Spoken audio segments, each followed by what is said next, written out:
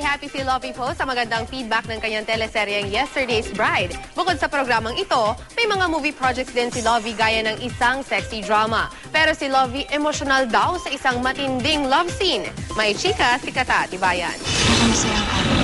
Kinatuwa ni Lovie po na maganda ang feedback sa unang linggo ng kay afternoon prime soap na Yesterday's Bride. Sa isang live eye chat with fans kamakailan, panay papuri ang natanggap niya para sa kanyang pagganap sa role na Andrea. I'm happy naman sa nangyari and marami naman sumuporta kaya nagpapasalamat ako. I think it's very interesting.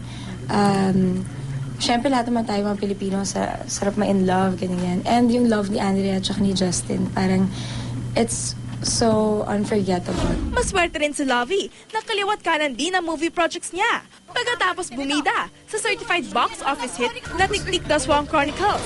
Pasok naman sa 2012 Metro Manila Film Festival ang dalawang pelikulang kasama rin si Lovie, ang Thy Womb at Shake, Rattle and Roll 14. Biro nga kay Lovie, sa aling float kaya siya sasakay para sa Parade of Stars?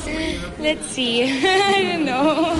Sa sunod na taon naman ipapalabas ang sexy drama na The Bride and the Lover mula kay Direk Joel Lamangan, kung saan kasama ni Lovie sina Paolo Avellino at Jenryn Mercado. Ang hindi inakala ni Lovie ay mapapasabak siya sa matinding love scene. Hindi ko siya kinaya. No, honestly, I cried after. Then this one is just, sabi ko nga after this, I want to rest muna from doing sexy stuff first, siguro.